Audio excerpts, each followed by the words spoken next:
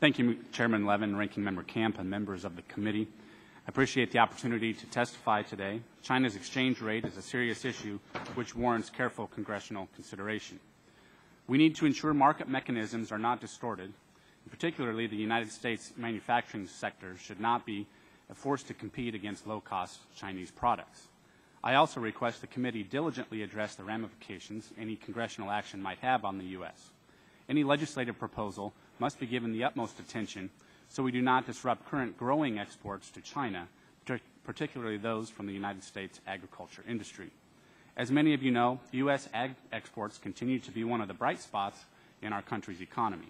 Agriculture products are America's #1 export, and about 17% of raw U.S. ag products are exported annually, valued at $43.5 billion.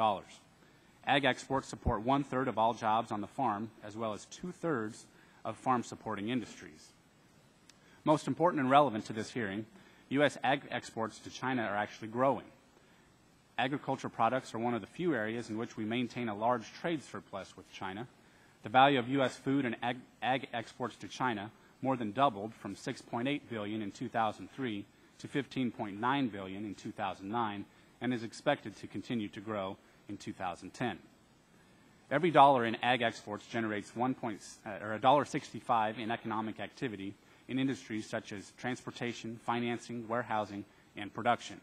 In my home state, Nebraska's $4 billion in agriculture exports translates into $6.7 billion in additional economic activity. Representing one of the largest ag districts in the country, I'm committed to removing obstacles for U.S. exports.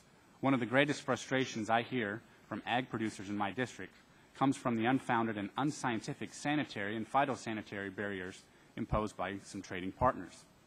American agriculture and food products are routinely targeted by unjustified restrictions from other countries, including China. It is our obligation to ensure the U.S. leads by example and certainly upholds the rules-based system. Too often, protectionist measures trigger retaliatory actions, which hurt our economy while giving way to international competitors.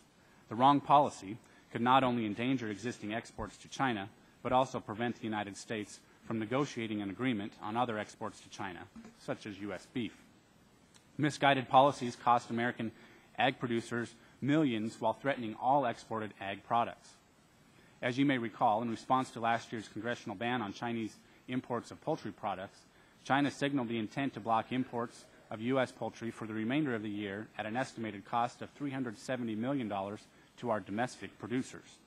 This is not unique to China. In other areas, our ag exports are taking a hit for inconsistent policy. The current trucking dispute with Mexico has led to retaliation tariffs imposed on more than 90 U.S. ag and industrial products. These goods account for billions in U.S. exports to Mexico, and most now face Mexican import duties of between 10 and 20%. In closing, Mr. Chairman, I agree China should move toward a market-determined exchange rate. In trying to achieve this goal, I ask you to ensure our current export markets are not threatened because Congress might take legislative action which invites retaliation.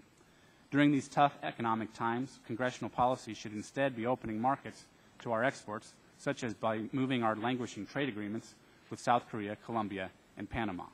We need to create more U.S. jobs, not threaten them. Thank you, Mr. Chairman.